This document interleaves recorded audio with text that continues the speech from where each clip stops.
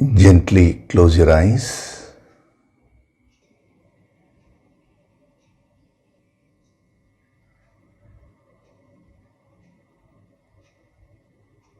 Do deep breathing.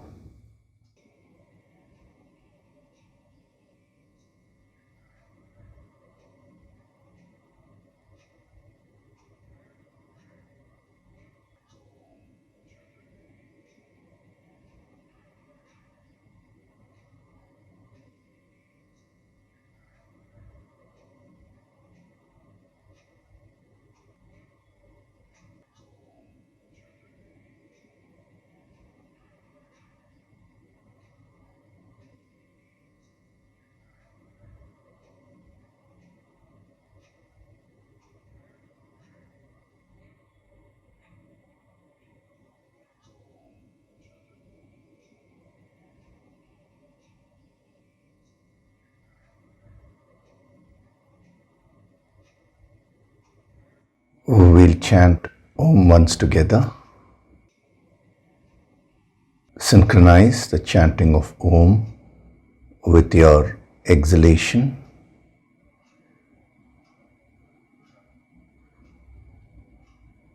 Breathe in.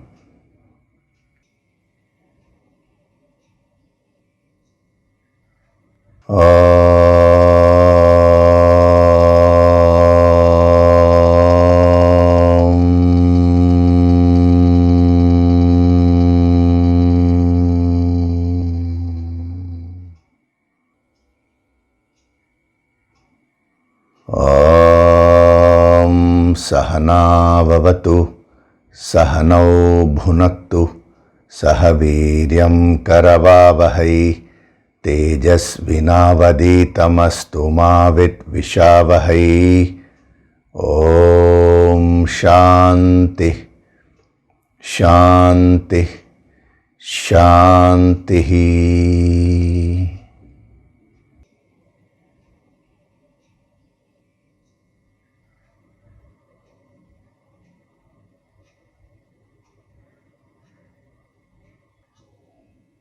Gently open your eyes.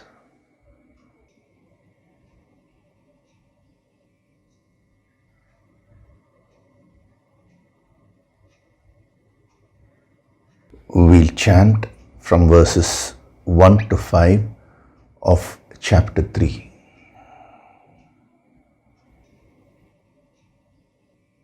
Arjuna Uvacha. Arjuna Uvacha. Jayasi chet karmanaste. Jayasi chet karmanaste.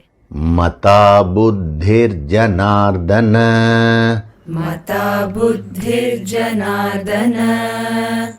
Tat kim karmani ghore mam. Tat kim karmani ghore mam. Niyojayasi keshava. Niyojayasi keshava. Vyamishreneva vakyena. Vyamishreneva vakyena. Buddhim mohayasiva me. Buddhim mohayasiva me. Tadekam vada nishchitya. Tadekam vada nishchitya. Yena shreyohamapnuyam. Yena shreyohamapnuyam. Shri Bhagavanuvacha. Shri Bhagavanuvacha. Lokesmin dvividha nishtha. Lokesmin dvividha nishtha. Pura prokta maya nagha. Pura prokta maya nagha. Jnana yogena sankhyanam. Jnana yogena sankhyanam. Karma yogena yoginam. Karma yogena yoginam. Na karmanam anarambhat.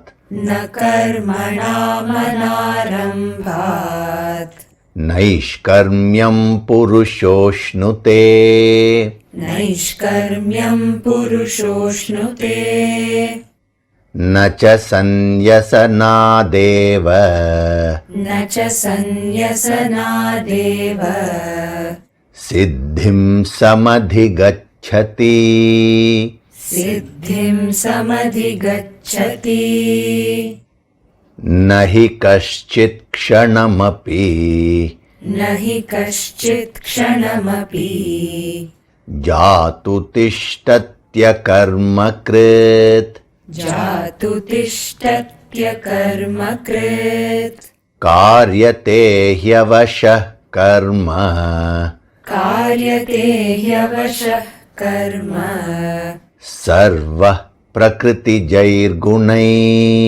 सर्वः प्रकृतिजैर्गुणैः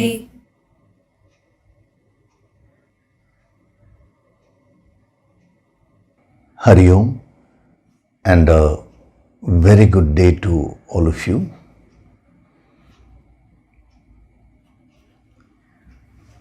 So in the last few weeks we have been seeing the deeper messages from this verse number 4, a very powerful verse. This lays the foundation for many verses which are going to come after this. When you understand the deeper messages of this verse, it will make it very easy for you to understand the coming verses. When we get there, you will know why I am saying that.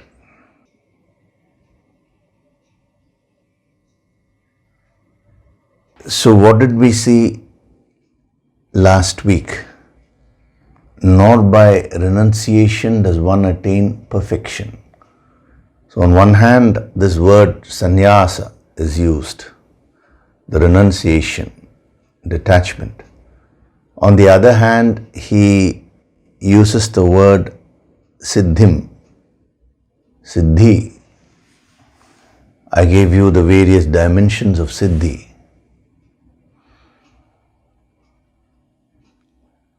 Now, it's a beautiful combination, because when we talk of siddhi, we always generally associate it with worldliness. I am talking of from a layman's point of view. Siddhi means we say it is success, it is prosperity. But actually the word siddhi is a very comprehensive word. It encompasses all kinds of wealth, starting from the lowest to the highest.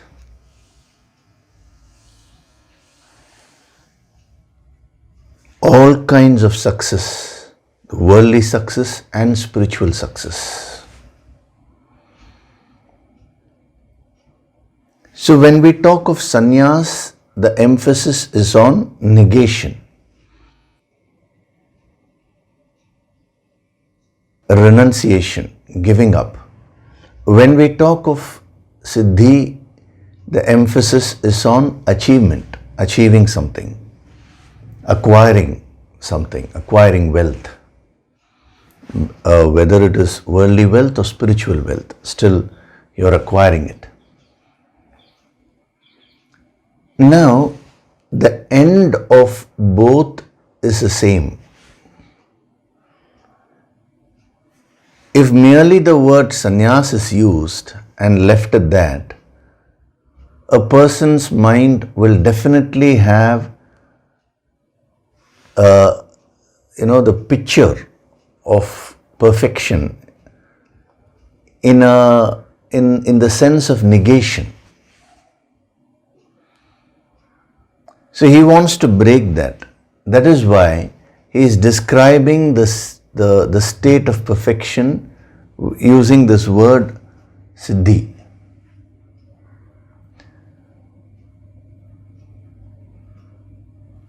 See, supposing if you go to a person and ask him, where do you live? And if he says, I don't live in America. Now, he is not wrong, but it is still not complete, because your understanding of his living place is in the sense of negating something. So then you ask him, oh, you don't live in America. Okay, do you live in UK? He says no. Are you living in Africa? No. This is one way of getting to know where he lives, negating everything. You will ultimately hit the right spot at some point. When we talk of siddhi, it is directly saying what is it. I live in this particular place. The exact address is given. It is not in terms of negating anything, but it is in terms of asserting something.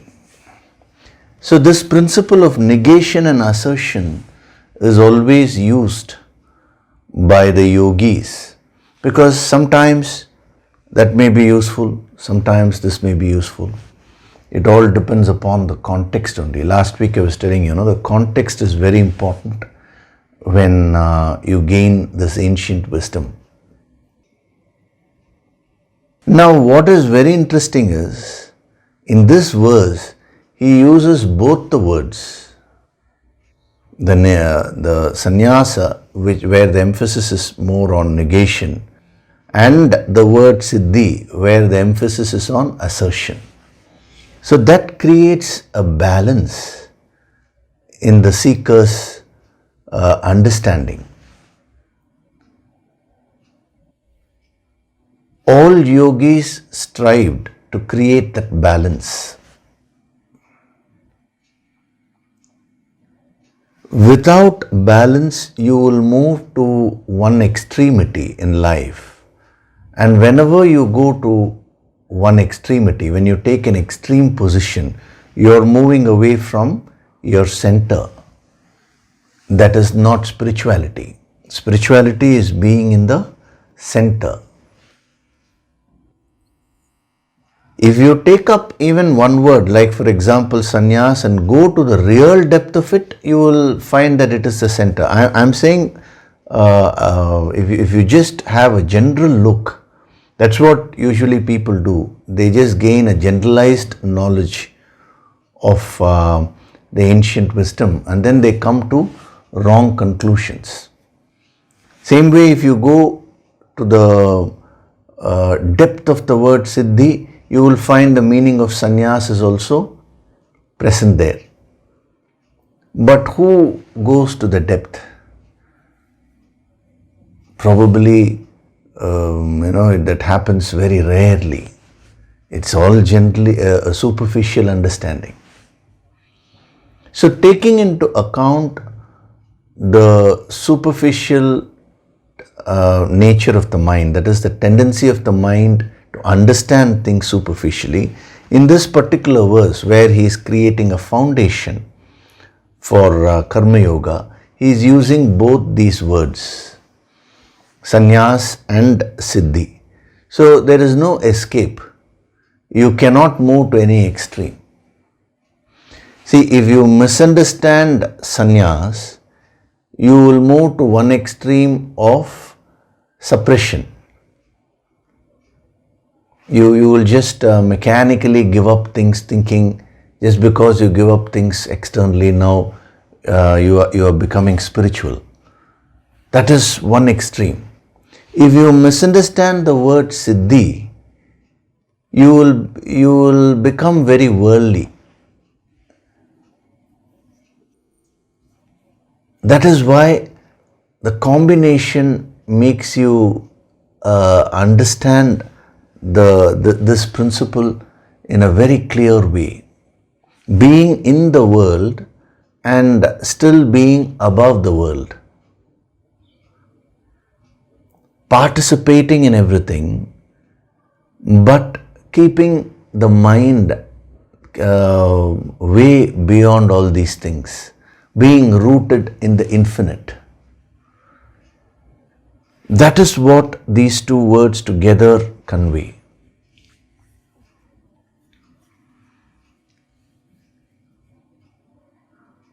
So on one hand, siddhi means worldly success. On the other hand, it means spiritual success. That is the lowest and the highest. Success is common, which means one thing is for sure. Spirituality always talks of life, energy, achieving something. It is not about leading a passive life. That becomes very clear. So if you apply these principles externally, you're going to achieve success in the world. If you apply the same principles internally, you're going to achieve spiritual success. So various grades of success are contained in this word siddhi. That's what we saw last time. On one hand, it means wealth, prosperity. On the other hand, it means success in work, in whatever it is that you do. Then it means welfare, that is positive experiences. It means completing your experiences. See, that is where we start moving to spirituality. It means tapping the powers of the mind. From a layman's point of view, they call it supernatural powers and all that when we talk of siddhis, But from a yogi's perspective, there is nothing supernatural about it. See, for a child who is unable to walk, when the child sees somebody walking, that looks like a supernatural power. A child who is not able to sit yet will consider sitting a supernatural power. I have actually seen that. When children try to walk, they take support of either the wall or the sofa and they first try to get up. And invariably they fall down and then again they try. They keep on trying. And I've noticed with many children, where the first time when they get up and they're able to balance, now they smile. They are so happy, as if it is a very big achievement. Yes, for the child it is a big achievement. But for you who has mastered that, now you will not find it a big achievement. It becomes very natural for you. So similarly, the so-called supernatural powers which come about when you tap the inner powers of the mind may look extraordinary today to you, but once you get it, it is nothing. It is as worldly as anything else. That is why yogis who get united with the infinite have no value for these things. They don't make a show of these powers because it will unnecessarily unsettle people's minds, and it can also lead to a blind faith in people. True masters never encourage blind faith. Vishwas means faith, that is good. Andhavishwas, blind faith is not good.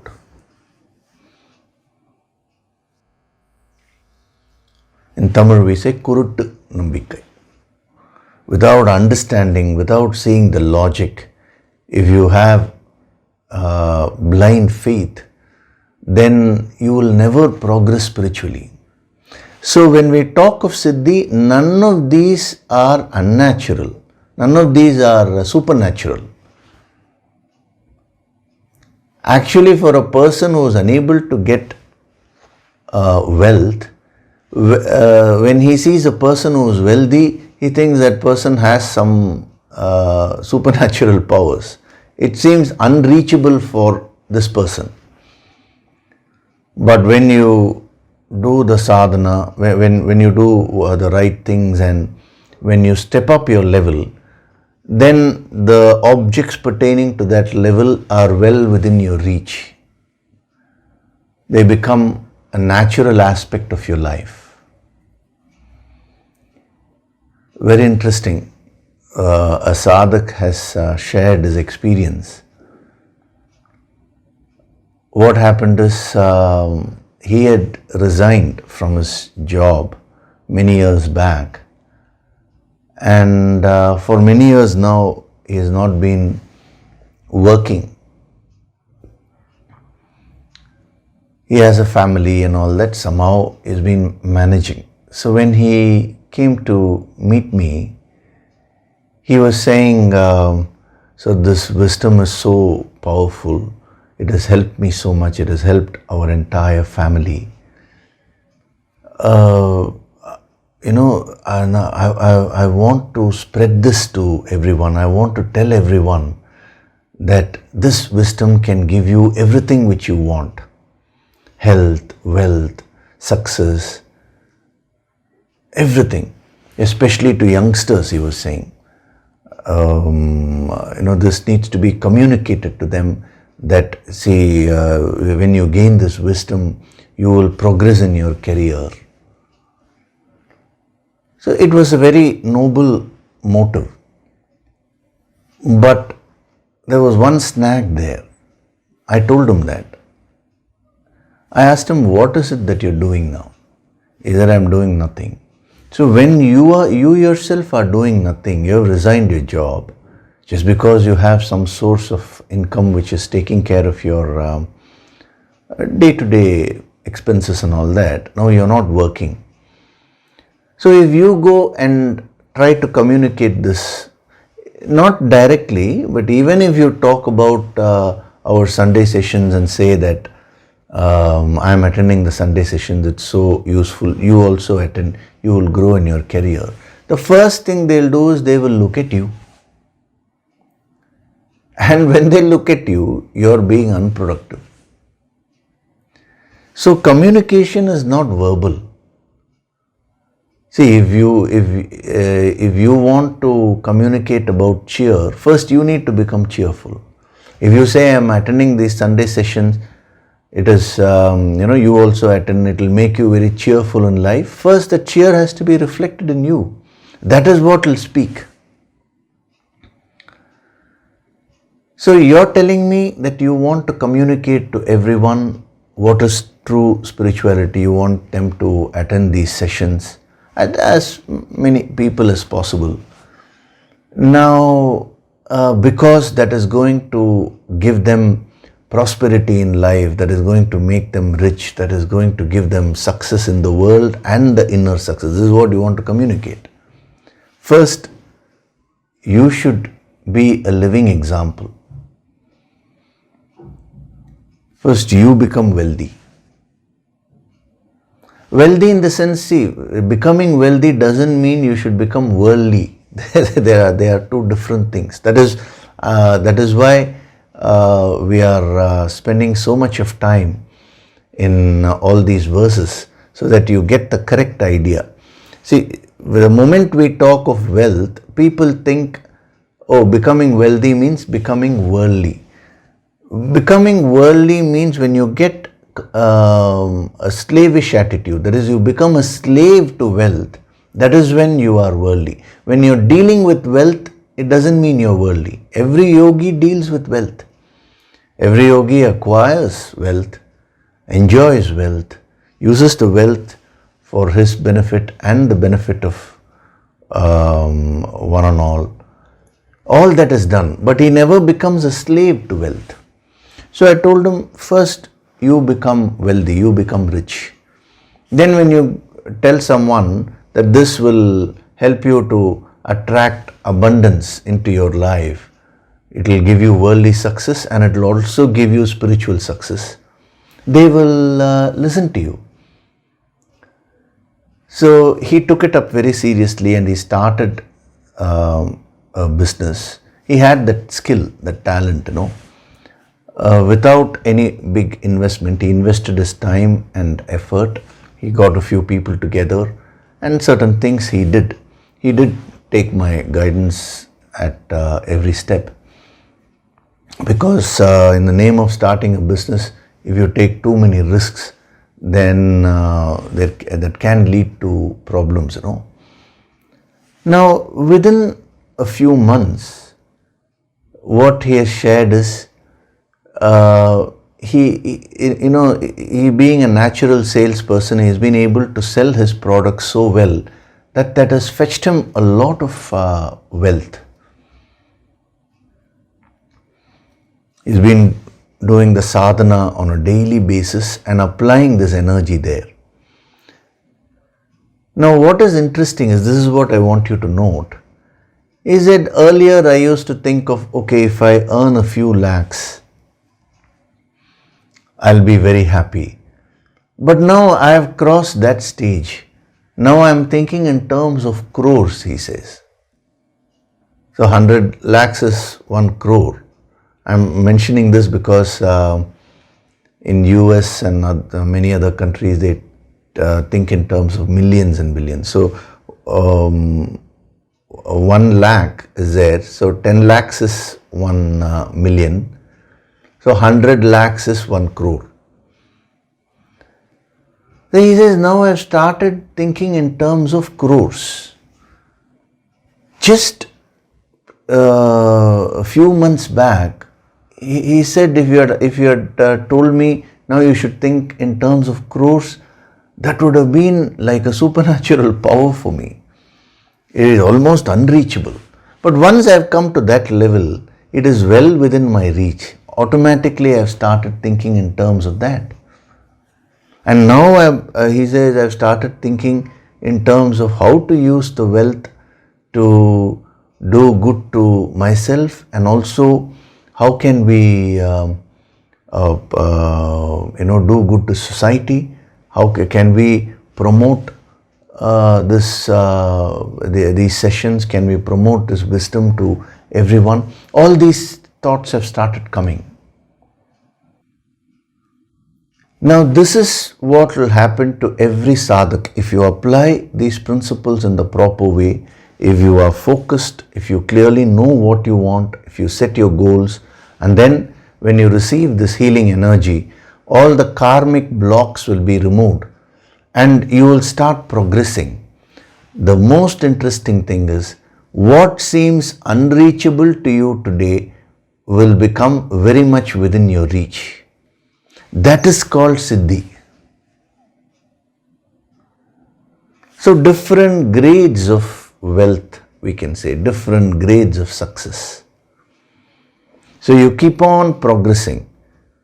The message to that sadhak who has shared his experience, and also to other sadhaks, is that don't get caught up with that. It's a wonderful thing that you're being successful in whatever endeavor you've taken up, but don't become a slave to wealth. Don't become a slave to success. Experience and enjoy all these things, but your real goal is Ananta Siddhi. So when you keep progressing further, if you keep on doing your sadhana, all kinds of wealth will start coming to you. Because you will become a karma yogi, you will start doing whatever you ought to do in life. That creates a very powerful energy field. But remember, as a sadhak, your ultimate purpose is not all these. Experience all these. These are all wonderful things which are happening on the way. But your real goal is Ananta Siddhi. Ananta Siddhi means infinite powers. That supreme state of self-realization or God-realization. So that is what is Siddhi, very powerful representation of perfection.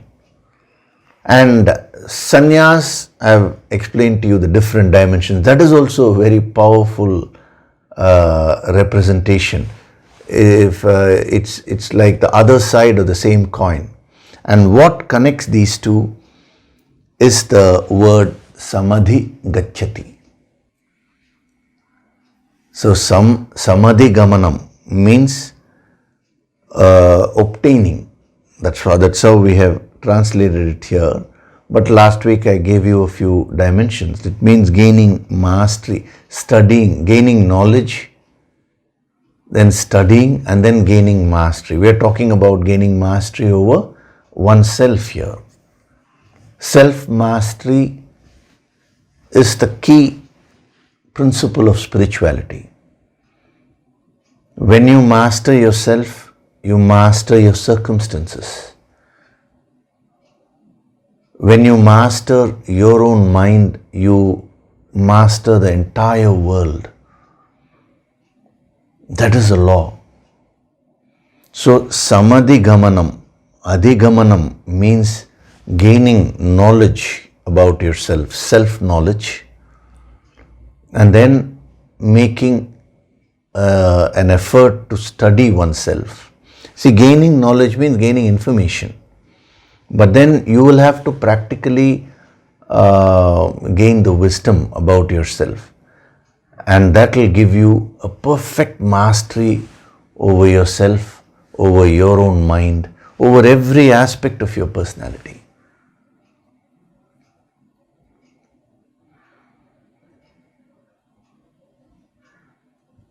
So that is adhigamanam. Some word is used as a prefix which intensifies the meaning. So the word Samadhi gamanam actually joins these two words, sannyas and siddhi. Now, before we move on, I will give you one more dimension of adhigamanam, samadhi gamanam, which will be again very useful to you. Samadhi gamanam means overcoming, and it also means surpassing. Two dimensions I am giving you together, because when we see it together, it becomes easy to understand. Overcoming what? Overcoming your negativities, overcoming your limitations. If you want to achieve siddhi, that is success in any field, you need to overcome your limitations with respect to that field. Like this sadhak has shared his experience.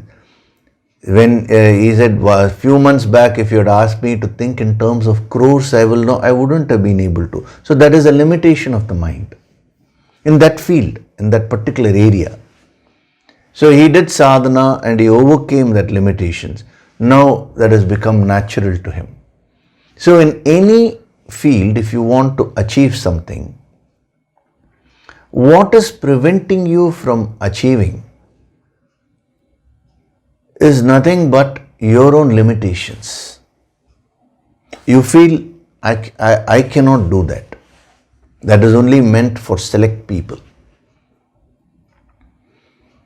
So with respect to the world itself, when you have so many limitations, when you come to spirituality, you carry the same tendency here also.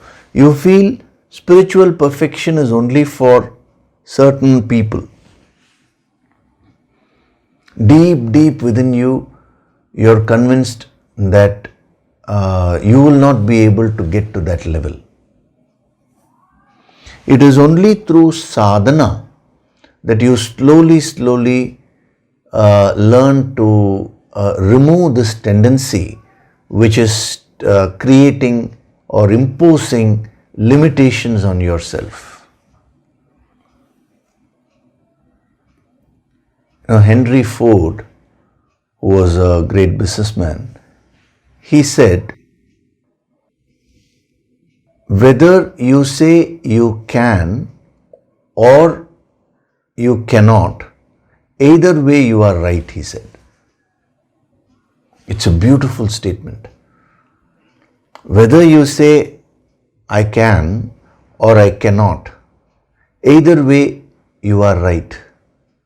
For a person who says I can, he is right, he can. For a person who says I cannot, he cannot.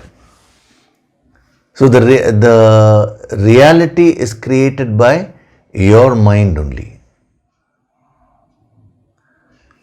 All achievers have practiced these principles. They may not have called it as ancient wisdom or spirituality and all that, but the same principles only they would have practiced. One or two principles they would have practiced. Here we are learning the entire science. So if you genuinely apply this, you will be able to achieve anything which you want. So when you say I cannot, you're putting a limitation. Oh, people in the name of spirituality, they say, I am nothing. I am a sinner. I have done a lot of negative things. The guilt is there. All these factors actually cause limitations within you. They don't allow your consciousness to rise. So gamanam means overcoming your own limitations. See, earlier also in one of the discourse, I had explained to you about gamanam, but there I had not given this dimension, that is dimension of overcoming limitations, Because, according to the context, this wisdom has to be given. So when it comes to karma yoga, who can be a successful karma yogi? One who strives to overcome his or her limitations. And when you keep overcoming your limitations, what happens? The other dimension of Samadhi gamanam, surpassing. Surpassing whom? Surpassing yourself. That is, whatever I was yesterday, now today I have to surpass myself. I have to become better. So every day I have to become better and better in every way. A siddha in the Himalayas, he used to say this like a mantra, Every day, in every way, I am becoming better and better.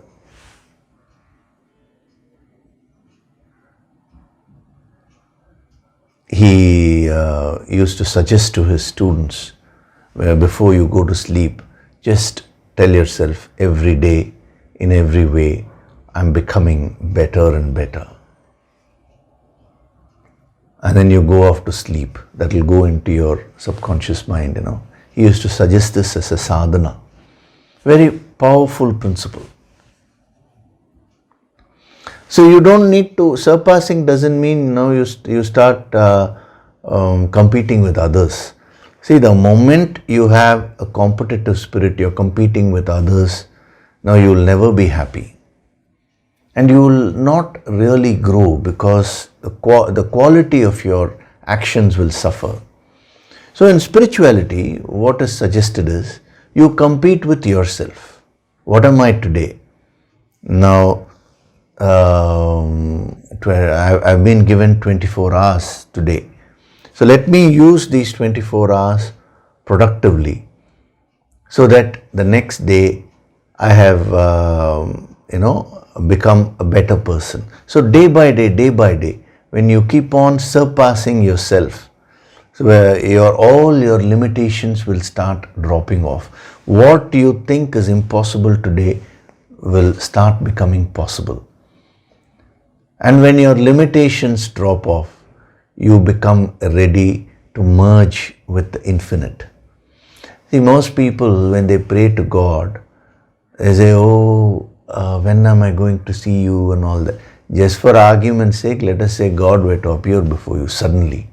You will get frightened and you will run away. You are really not ready for that experience. You know, there is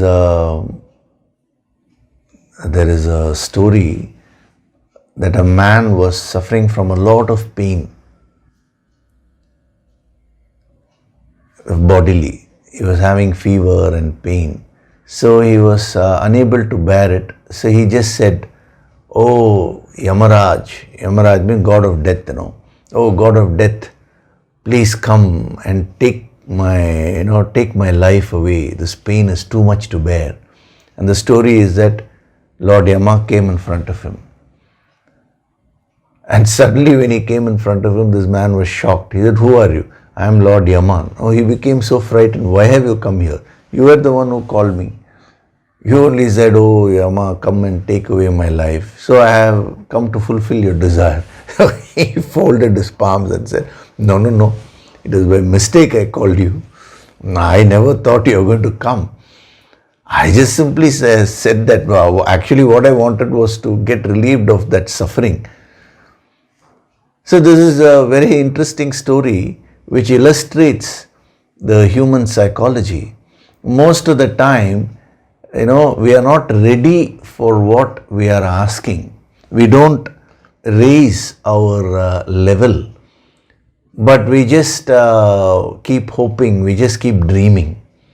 So if you follow the Samadhi gamanam, if you do the sadhana of Samadhi gamanam, now your dreams will start becoming real. You will convert your dreams to reality. So number one, overcoming your limitations on a daily basis. See, what you do is take up one limitation. Let us say, for example, you're unable to wake up early in the morning, or you go to sleep very late in the night, or you have dinner. Some people have dinner at 1 o'clock, 2 o'clock and all this in the night. Then how can you be healthy? Over a long period of time, if your lifestyle is not okay, you will develop serious diseases. Either you understand the principle and change, then you can enjoy life. If you don't do that, then nature will give you all kinds of diseases and all your freedom will be cut.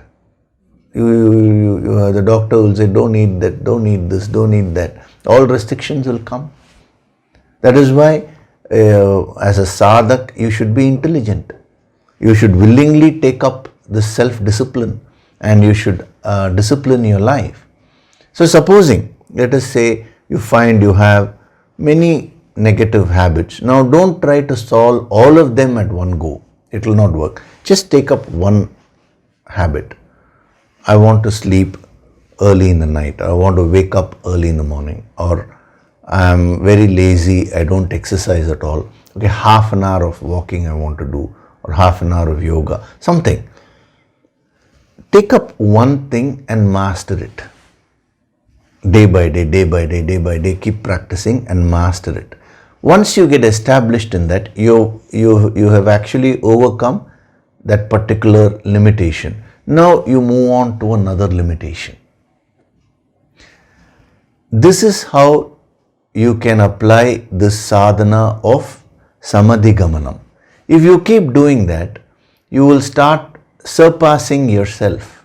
You will become better and better every day. Supposing you have a weakness of being a spendthrift. Last week also I had mentioned about a boy who had sent a mail. Becoming a spendthrift, Now, if you find that you have that weakness, now apply this principle of Samadhi gamanam. Get the balance. Whatever be your limitations, start overcoming them. and you will start growing, surpassing yourself. It's a beautiful, these two dimensions are really wonderful dimensions. They are so practical, they'll help you in your sadhana. And day by day, when you start becoming better and better in every way, now you are becoming a Supatra. Supatra means the vessel which is ready. Then the Guru Shakti will function. More powers will be given to you. That is the siddhi, The higher Shakti will be showered upon you. See, the highest empowerment can be given easily, but there are no takers. To receive that and absorb that is not a joke. One needs to be prepared. So different levels of empowerments are there. One sadhak has sent a mail saying that, sir, why not we have continuous empowerment courses one after the other, so that within 1 year I can become Sthita Prajna. No, it doesn't work like that.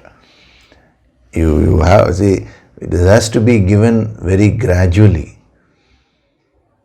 You need to master and, as he rightly says, surpassing. You have to become better and better, and you need to have that strength to be able to receive the higher energy. As the intensity is increased, you need to be prepared. So that is what this word Samadhi gamanam is all about. So if you want to move in the path of sannyasa, I have explained to you what sannyasa is. Not external renunciation, it is gaining that inner growth. And if you want to achieve siddhi, how do you do that? Practice the sadhana of Samadhi gamanam. Do you see how beautifully he has constructed this? This is what we do in the yogic approach. We eke out the deeper messages from all these verses. So, 3 things: sannyas, siddhi, in between is Samadhi gamanam, which connects these two. So by non-commencement of action, one does not obtain actionlessness, nor by renunciation, that is by false renunciation, does one obtain perfection. So before we go to verse number 5, when we'll just have an overview, because this is a foundation. So if you look at this whole verse together, I just now read the translation. Now you find that he has explained things in terms of negation. He has used that principle. By non-commencement of action, one does not obtain actionlessness. He is telling you what you can't obtain. Similarly, by false renunciation, one does not obtain perfection. Again, what you cannot achieve. So in the yogic approach, there is one technique which is used by the yogis. It is called Viparita Tarka, the reverse logic. Like, for example, in mathematics, you have various theorems. So the theorems are given, and then we also see the converse, the reverse of that. We always see whether it is true or false, whether that is also applicable. The converse of a theorem need not necessarily be true all the time, but many a times it will be true. But it is not a rule that every time there is a principle, now the opposite, reverse logic also will be true. For example, we say all men are mortals. This is a classic example with a given logic, All men are mortals. This is statement number 1. Now, the reverse of that is all mortals are men. Now that is not true.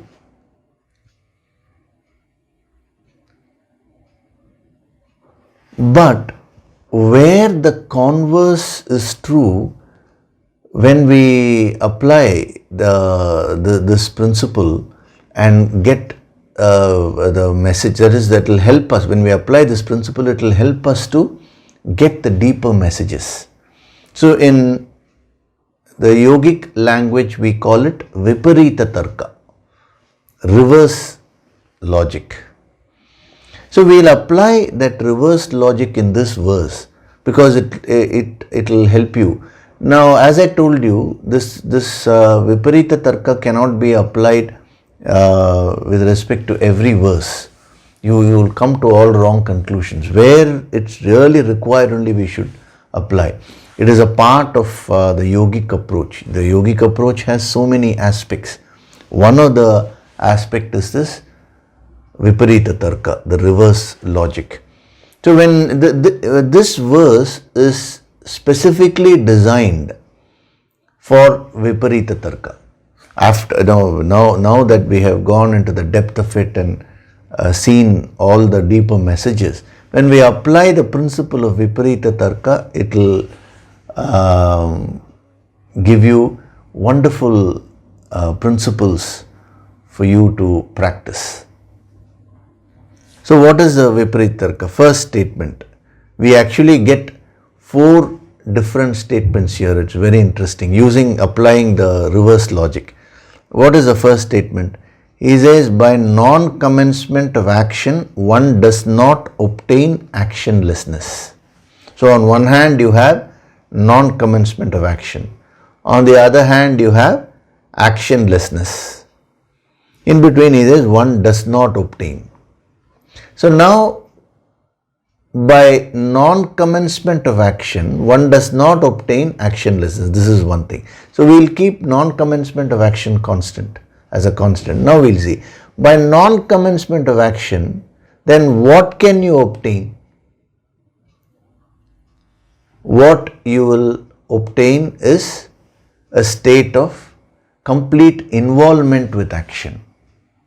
You cannot reach the state of actionlessness. I have already explained what actionlessness is. That is why this particular technique should be applied only after understanding the individual messages. If you straight away apply it, it will lead to a lot of confusion. So generally, we think that when you are in action, now you will move away from spirituality. Now what we can understand by applying this reverse logic is, by non-commencement of action, what is it that you obtain? You will get more involved in action. Why? Because physically you will withdraw, but the mind will keep going more and more towards the world. That is one powerful principle, because all these are going to come in the next verses. So that's why I am just giving a brief explanation here. Now in the coming verses he is going to apply this Viparita Tarka. One by one he will be doing that. It will be very interesting. If you once you understand the principle in this verse, when we come there, you will find it so easy to get the deeper messages. So by non-commencement of action, one obtains more involvement in action. Actually, you become more worldly only, because you're physically withdrawing. Whenever you frustrate yourself, your mind will run towards that object more and more. This is number one.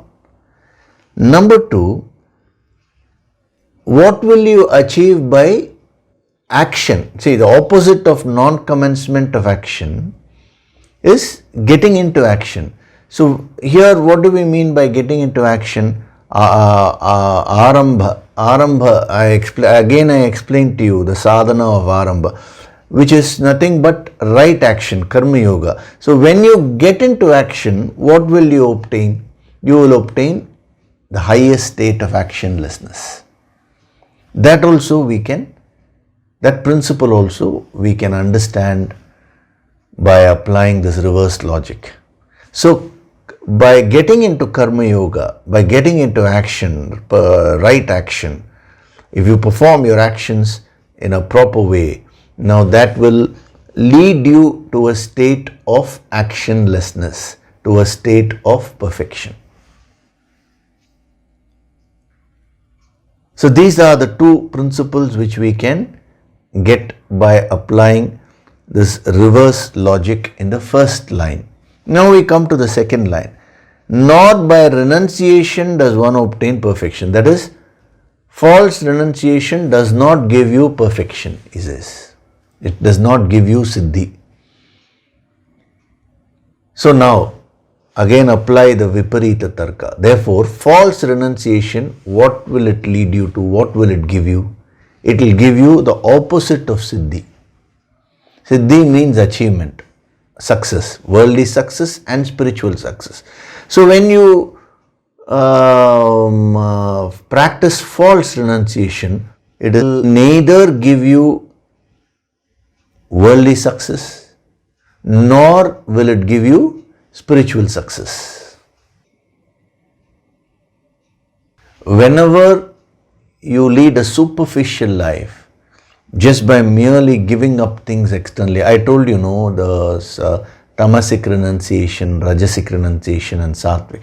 So tamasic and rajasic are false renunciations. So when you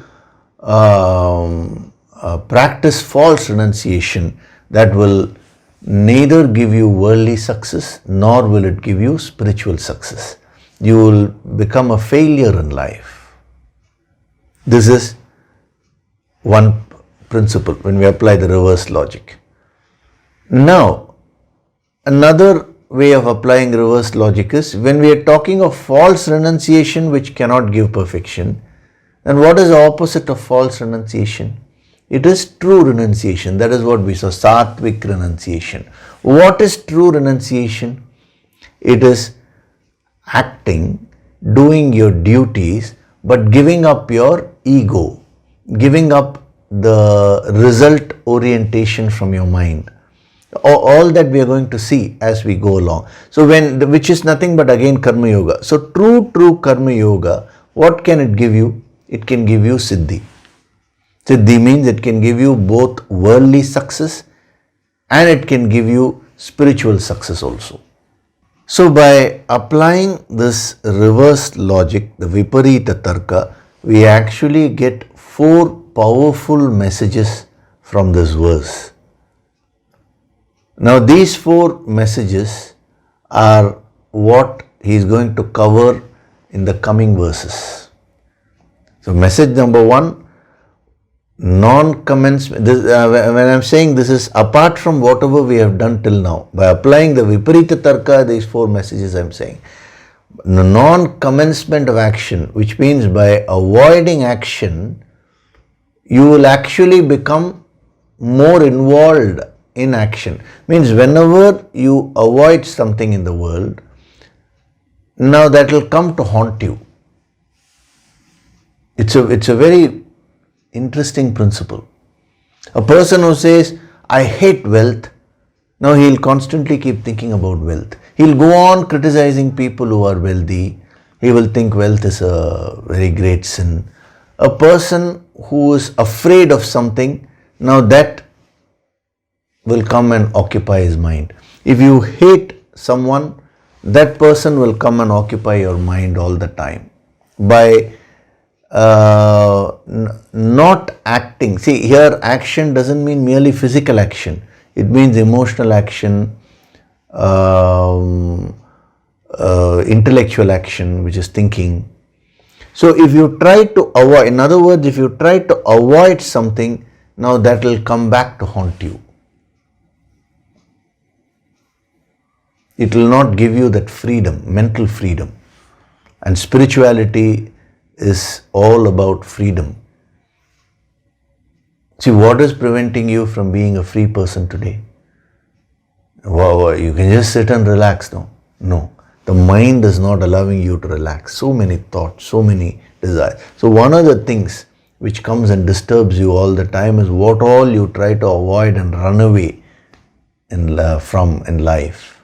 They'll come and they'll come and occupy your mind. That is called worldliness. Number one. Number two, commencement of action. That is arambha. When you take up right action, it's understood, right action, What can that give you?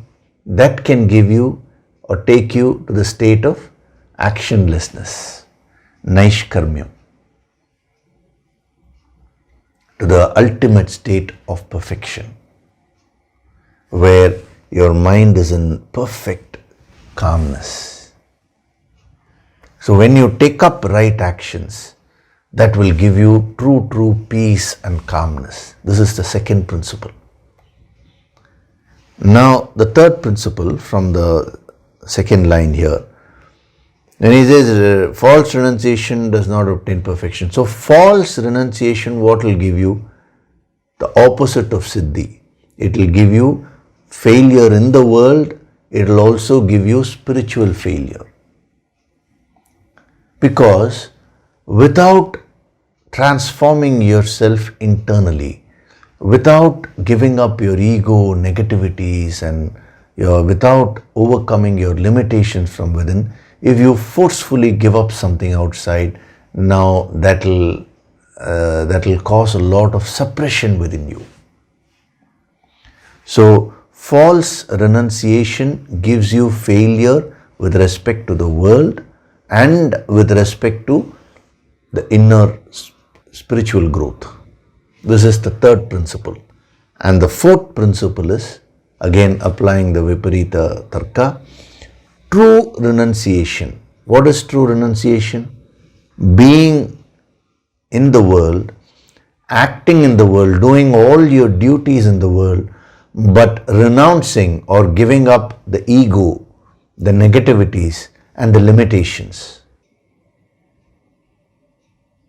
All the inner forces which are pulling you down, giving up all that is true renunciation.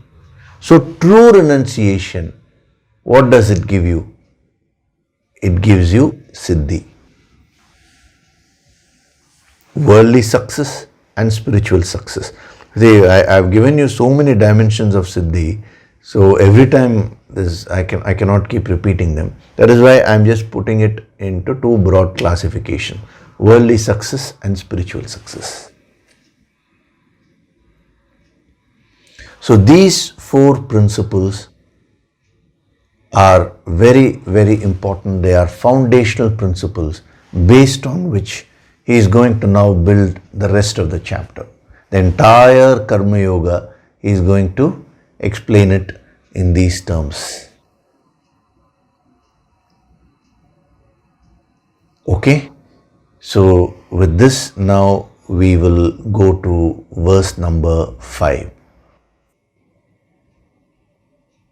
Nahi kaschit kshanamapi Nahi kaschit kshanamapi jatu tishtatya karma krit jatu tishtatya karma krit karyate hyavashah karma karyate hyavashah karma sarva prakriti jair gunaihi sarva prakriti jair gunaihi na hi kaschit. Na hi means not. Kaschit, anyone. Kshanam api. Kshanam means a moment. Api means even. So not even for a moment. Jatu tishtatya karmakrit. Tishtati akarmakrit. Not even for a moment can anyone, jatu means in reality, tishtati akarmakrit, remain inactive. It's a very, very powerful statement,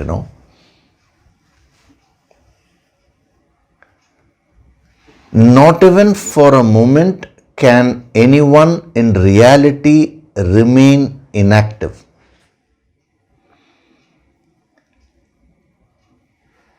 Karyate hyavashah. Hyavashah hi avashah. Indeed, the next line is continuing. Karyate avashah karma sarvah prakriti jair gunaihi. Indeed, all are made to act.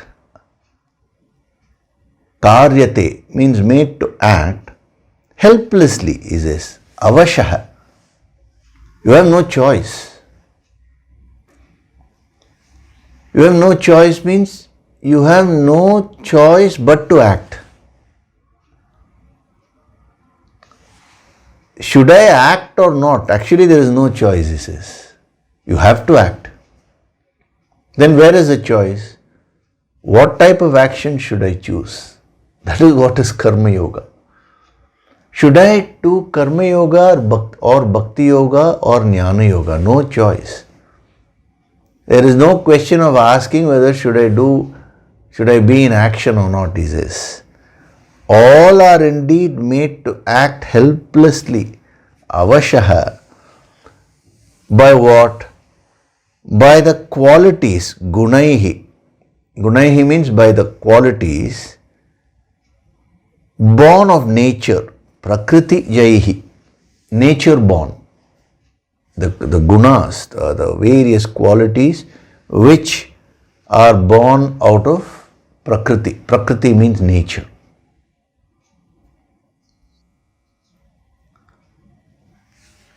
So not even for a moment can anyone in reality remain inactive. All are indeed made to act helplessly by the qualities born of nature. This is a powerful start, when it comes to practical, the practical aspects of Karma Yoga. So in the previous verse, what did he say? The theme was, he said, stopping action is of no use. This is what he said. Now, in this verse, he has started off by saying, you can never stop action. He is actually giving you the logic as to why you cannot stop action. Action is the insignia of life. Without action, there is no life. That is what he is saying here. So when you try to stop action, actually you are going against nature. You will get into problems only. And even when you say, I have stopped action, what you mean is, I have given up one particular action and I have taken up something else. But you can never give up action in totality. Because if you say, oh, I have given up everything, I am sitting, even breathing is also an action. No, in deep meditation, I have given up breathing also. But sitting itself is first an action. Existing is an action, he says. It's an expression.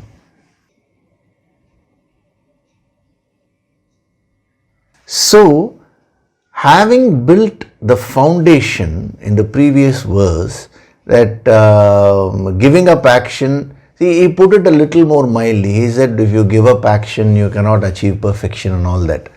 Now, from this verse onwards, he's going to take a hammer and start hitting you. Direct principles.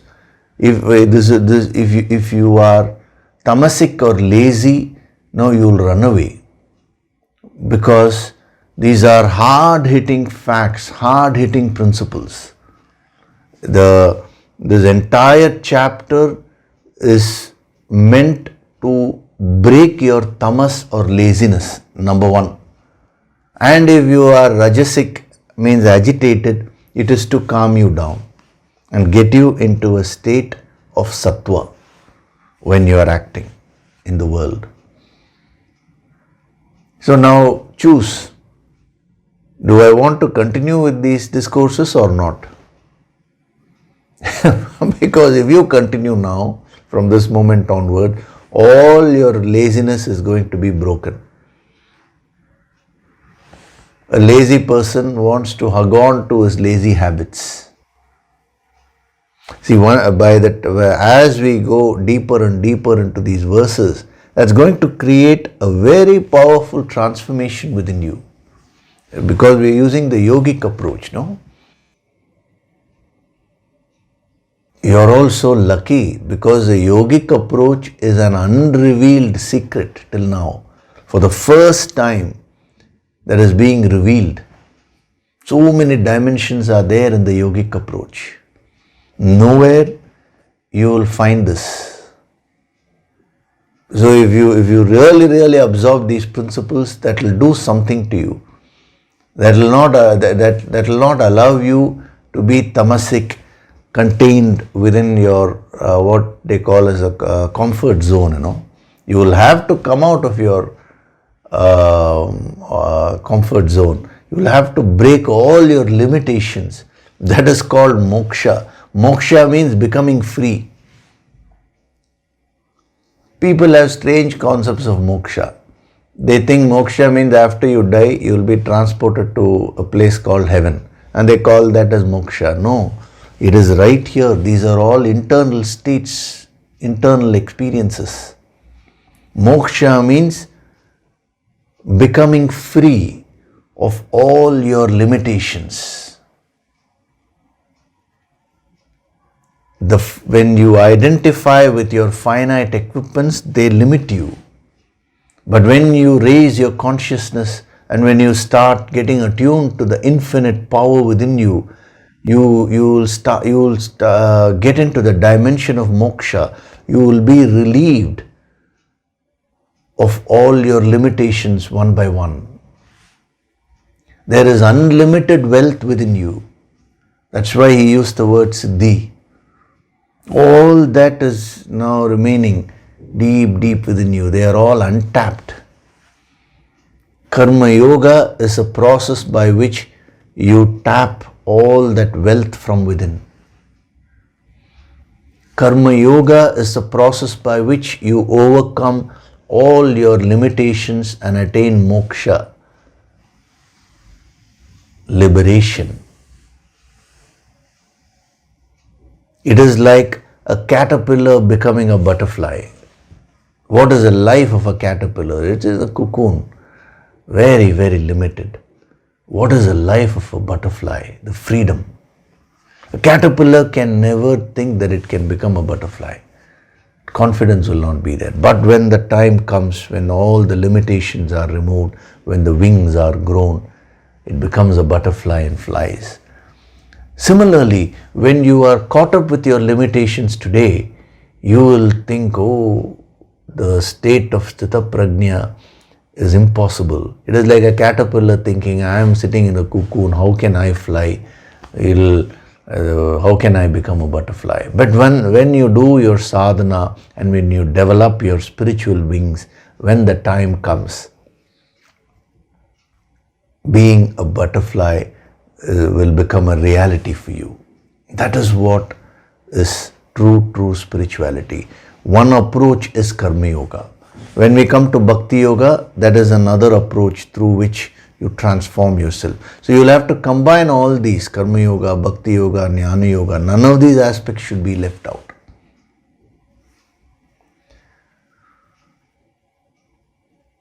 So he is actually stepping up the level with respect to karma yoga here. You also need to go with the flow and start absorbing the message. In the previous verse, even he was laying the foundation. So he was a little gentle. He said, if you want to give up action, understand that by giving up action, you really cannot achieve perfection. It's a very gentle way of putting it. Now he says, nobody, not even for a moment, can anyone in reality remain inactive. You want to give up action, you cannot give up action. It's a very powerful statement he makes. And then why is this? All sarvaha means everyone is indeed made to act helplessly, avashaha. By what? By the gunas, the inner qualities, born of nature. So you are made up of various qualities, and those qualities are going to drive you to action. So you can never stop action, he says. So it is not merely in this verse. Next verse, if you go, he'll go to become more and more direct. That's why I'm telling you, you better be prepared. It's like taking up a hammer and he'll start hitting you verse after verse. And in the yogic approach, what we are doing is within a verse itself, many hits you will be getting. So the choice which you need to make is, the choice for you is, do I want to change for the better or not? If you are not willing to pay the price, this wisdom is not for you. See, for a person who does not want to change now, what advice can you give? Change for the better only, we are saying. So you have no choice but to come out of your spiritual slumber.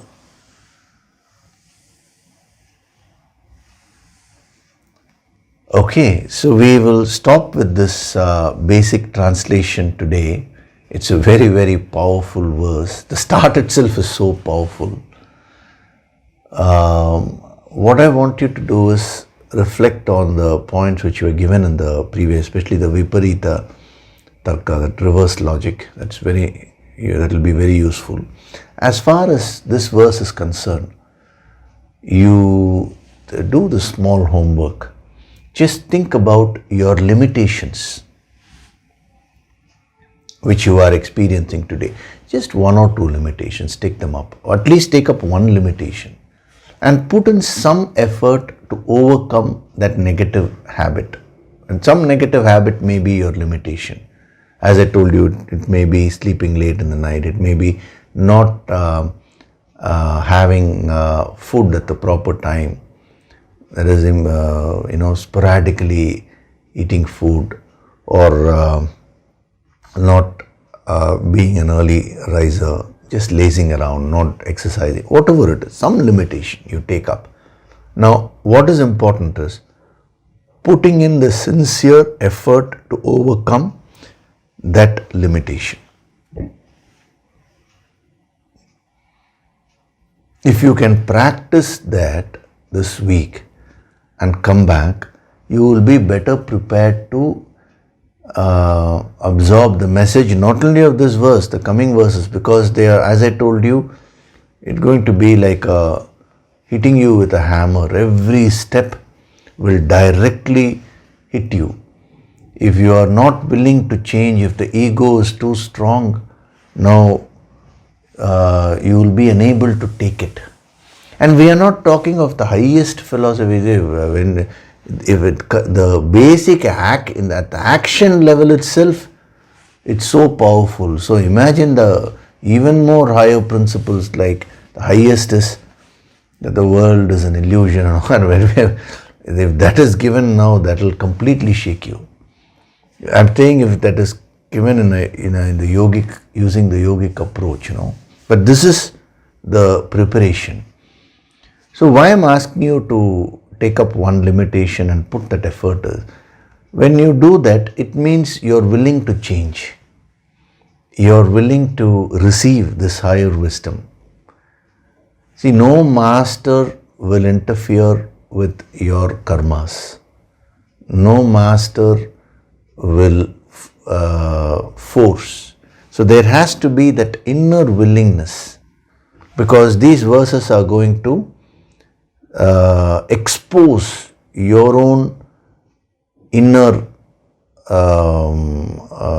deficiencies or limitations to yourself. So either you will become very down, if you are not willing to change, and you may stop, or that can give you so much of strength. Oh, all these limitations are there. Now, where there is a will, there is a way. Let me overcome them one by one. That is the spirit which you should get into as a sadhak, if you want to become a powerful sadhak. So this practice which is being given to you is a small practice, but it will set the ball in motion. That effort, the willingness to change, that will be triggered. So in today's meditation, we will be activating that. So after that, you do this homework. So before we do the meditation, I will just take up one small question.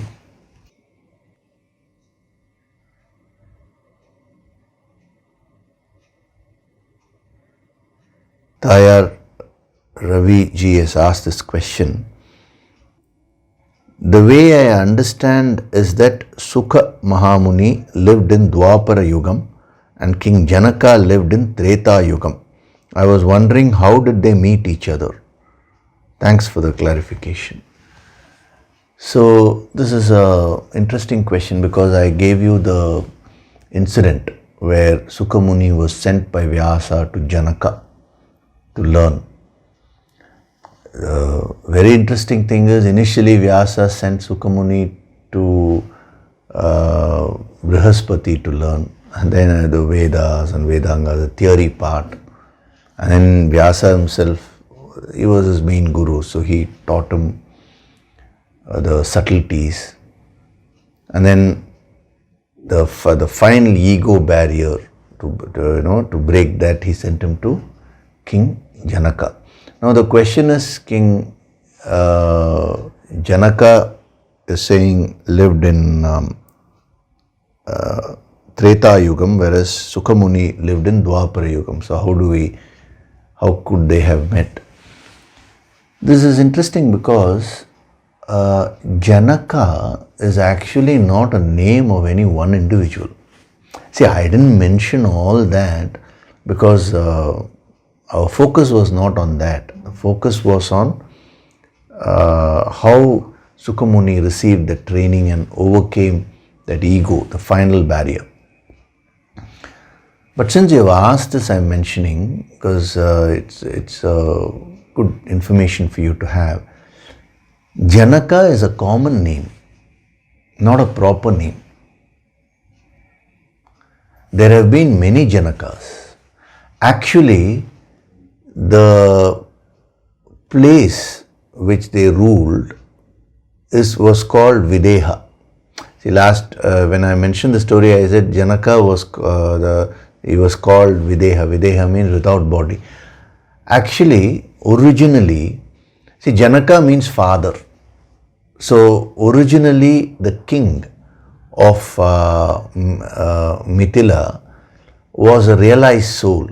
So he had that unconditional love for everyone. He became like a father to everyone. So people started calling him as Janaka. Janaka means father. And not only that, since he had got enlightened, he was beyond the body consciousness, the place which he was living was called Videha. Videha means beyond body consciousness. So after that, anyone who ruled the place was called Janaka. So many Janakas were there. Their proper names were different, but they had a common name, Janaka. The good old days, that was a custom. Like even if you take the name Vyasa, Veda Vyasa is the one who compiled the 4 Vedas. But there were many Vyasas. Even if you take the name Krishna, actually speaking, Veda Vyasa's name was also Krishna. So it is very interesting. They had common names based on their qualities. So either all those who came in the line of that realized soul who was called Janaka, either they were realized, they were Chitta Prajnas, or they were very pure people who were trying to get to that state of realization, trying to become a Rajarishi. So in every yuga, the many Janakas kept appearing, the kings. So when Sukamuni was there, the person who ruled there, he was also called Janaka only. Very interesting information. It's so inspiring, you know. See, this shows if one person gets enlightened, the entire generations to come benefit by that. That energy is so powerful. The person who comes next, that person also gets transformed. That is why it is said in the scriptures, if you gain this wisdom and if you develop, if you become enlightened, now 7 generations down the line will benefit, 7 generations up also will benefit. Their souls also will get that energy. It's not restricted to 7. 7 is the first 7 he's talking of. After that also everyone is going to be benefited only. It gets more and more diluted, that's all, this energy. So if you really want to do good to your family, not immediate family, your entire generations up and down, what should you do? Gain this wisdom, do your sadhana and become enlightened. That is the very message of the life of Janakas. If we can put it in plural, you know. Janaka means father. Janakaha means in plural. In English we can say Janakas, you know, fathers. So see, every aspect of these Puranic, of the Puranas have a deep message. The very word Janaka itself has a message, being a father to everyone. That's how a ruler has to be. If it's a lady, means being a mother to everyone, the queen. So beautifully worded, you know. Of course, we don't have the time to go through all the Puranas because yogic approach, that will take a lot of time. But through this Bhagavad Gita itself, I am giving you the depth so that when you read, if at all you read, there will be no necessity as far as realization is concerned. But if at all you come across any scripture, you will be able to easily unravel the deeper messages. But whenever the context is there, I will give examples from these Puranas and explain to you the deeper meaning. See, you should understand how rich our ancient wisdom is. And when you have such doubts also, do raise your questions, because that gives me the context to explain. Okay, so now we'll do the Nididhyasana meditation. Gently close your eyes.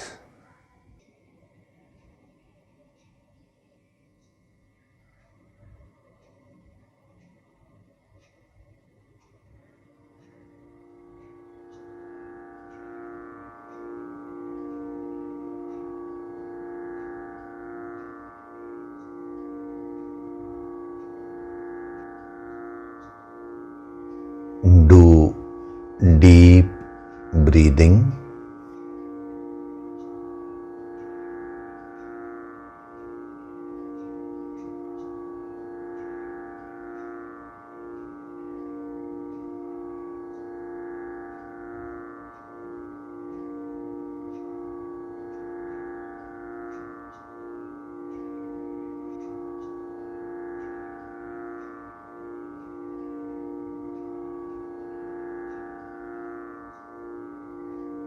Experience the divine vibrations.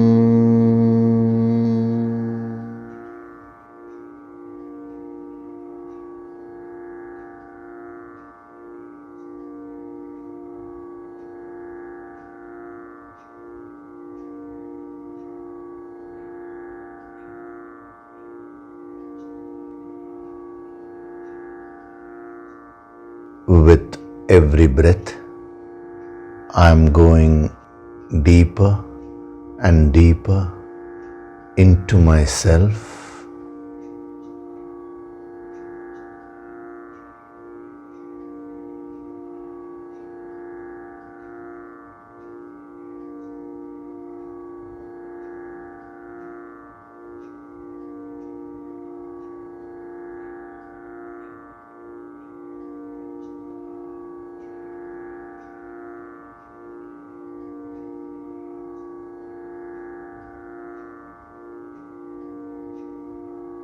I am not this body.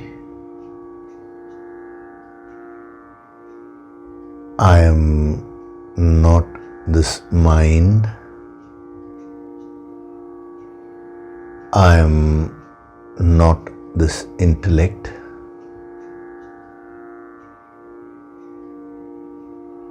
I am that supreme, infinite self.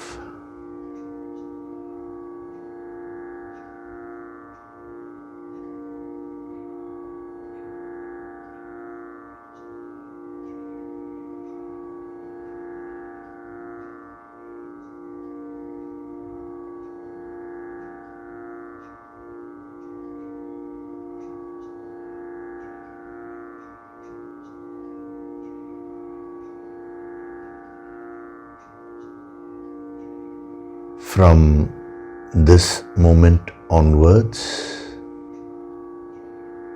I choose to overcome all my limitations and reach the state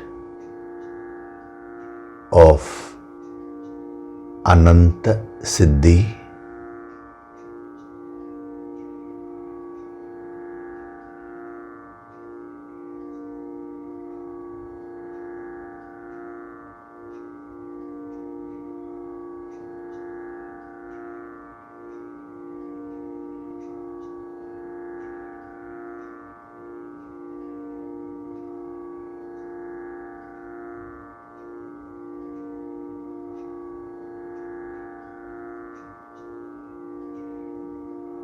I choose to change for the better.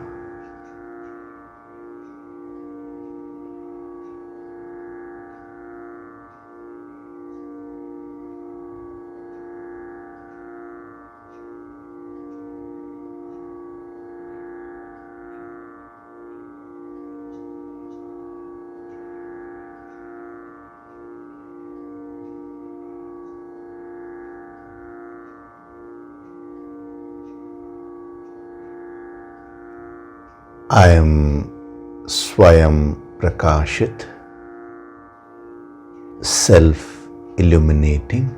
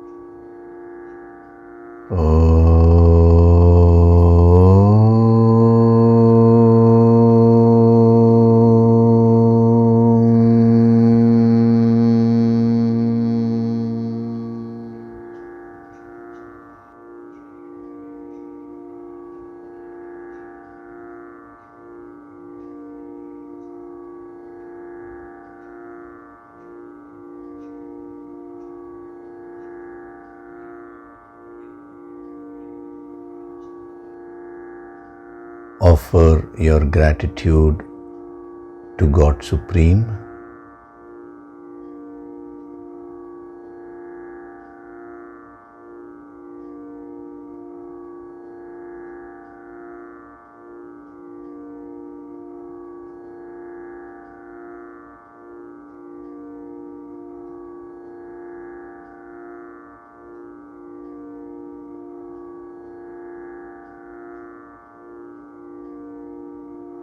offer your gratitude to your Guru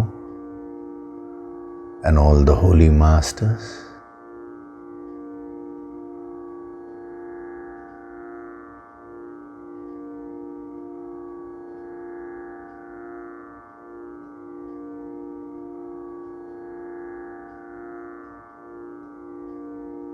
Slowly come back. Wriggle your fingers, your toes. Rub your palms together to create a warmth.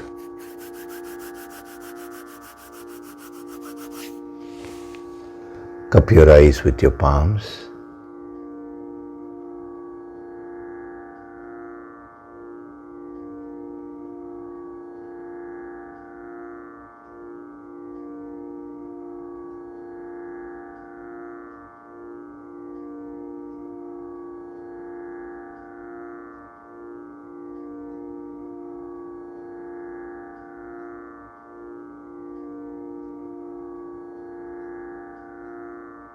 Gently rub your eyes, cheeks, forehead, top of the head, back of the head and neck.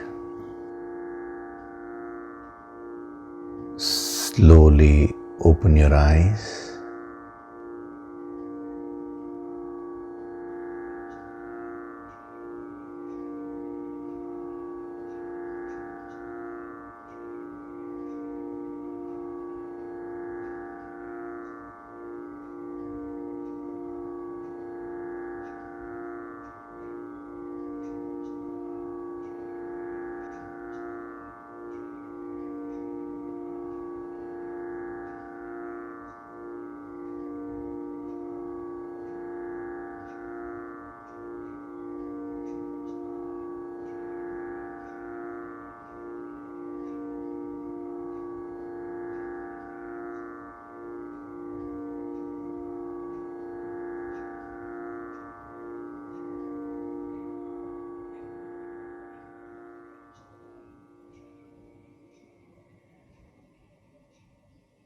Welcome back.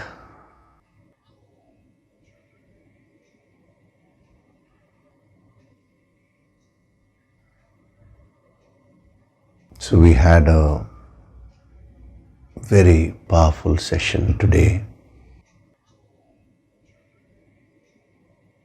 All these principles are going to make you so powerful in your life.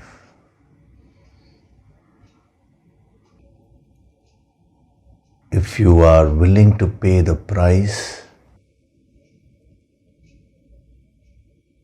the Master is also willing to take you to the highest level.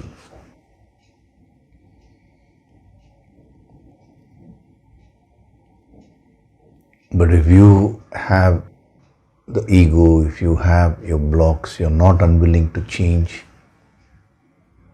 the Master will quietly withdraw.